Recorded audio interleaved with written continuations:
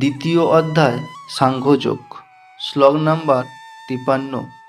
শ্রুতিবি প্রতিপন্নাতে যদা সাহস্তি নিশ্চলা সমাধা বচলা বুদ্ধিস্তদা যোগম বাসস্যি।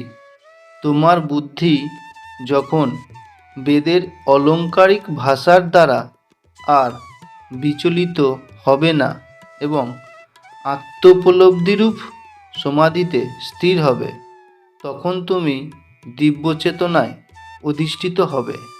সম্পূর্ণভাবে কৃষ্ণ ভাবনামৃত উপলব্ধি করতে পারলে সেই অবস্থাকে বলা হয় সমাধি, অর্থাৎ যিনি পূর্ণ সমাধিস্থ হয়েছেন তিনি ব্রহ্ম, পরমাত্মা এবং ভগবানকে উপলব্ধি করতে পেরেছেন।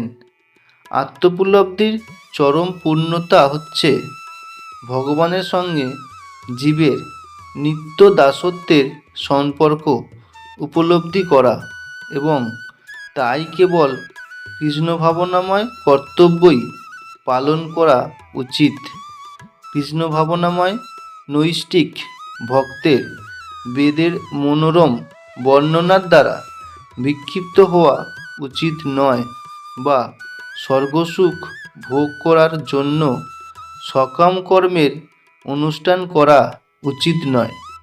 ভক্তিযোগে ভগবানের সেবা করার মাধ্যমে ভগবানের সঙ্গে সরাসরি যোগাযোগ স্থাপিত হয় এবং তার ফলে ভগবানের প্রতিটি উপদেশের মর্ম সেই দিব্যস্তরে যথাযথভাবে উপলব্ধি করা যায়।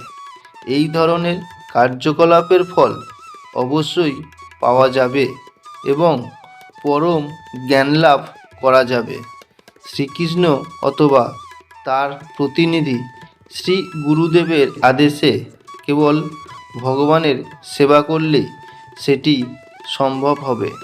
শ্লোক নাম্বার 54। অর্জুন উবাচ স্থিতপ্রজ্ঞস্যকা ভাষা সমাধি সহস্র কেশব স্থিতধি কিং প্রভাসেত কিমাসিত ব্রজেত কিম। অর্জুন বললেন, হে কেশব, স্থিতপ্রজ্ঞ অর্থাৎ অচলা বুদ্ধিসম্পন্ন মানুষের লক্ষণ কি? তিনি কিভাবে কথা বলেন, কিভাবে অবস্থান করেন এবং কিভাবেই বা তিনি বিচরণ করেন?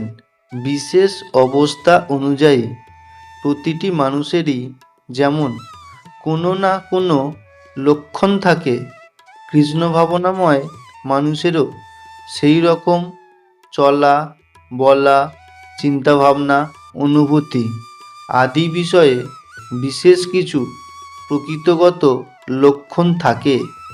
একজন ধনীর কতকগুলি লক্ষণ দেখে যেমন বোঝা যায় সে ধনী, একজন রোগীর কতকগুলি লক্ষণ দেখে যেমন বোঝা যায় সে রোগী, একজন জ্ঞানীর লক্ষণ দেখে যেমন বোঝা যায় সে জ্ঞানী, তেমনি শ্রীকৃষ্ণের অপ্রাকৃত ভাবনায় মগ্ন কোনো ভগবত ভক্তের বিভিন্ন রকম আচরণেও বিশেষ কিছু লক্ষণ দেখা যায়। ভগবত ভক্তের এই সমস্ত লক্ষণের বর্ণনা ভগবদ্গীতাতেই পাওয়া যায়। এই লক্ষণগুলির মধ্যে সবচেয়ে গুরুত্বপূর্ণ হচ্ছে তিনি কিভাবে কথা বলেন, কেননা কথা বলাই যে কোনো মানুষের সবচেয়ে গুরুত্বপূর্ণ গুণ। কথিত আছে, মূর্খ যতক্ষণ পর্যন্ত তার মুখ না খুলছে ততক্ষণ তার মূর্খতা প্রকাশ পায় না। বিশেষ করে সুসজ্জিত পোশাক পরিহিত মূর্খ যতক্ষণ তার মুখ না খুলছে তাকে চেনার উপায় নেই, কিন্তু যখনই সে মুখ খোলে তখনই তার পরিচয় প্রকাশ পায়। কৃষ্ণ ভাবনাময় মানুষের প্রাথমিক লক্ষণ হচ্ছে তিনি শ্রীকৃষ্ণ অথবা শ্রীকৃষ্ণ সম্বন্ধীয় বিষয় ছাড়া আর কোনো কথাই বলেন না।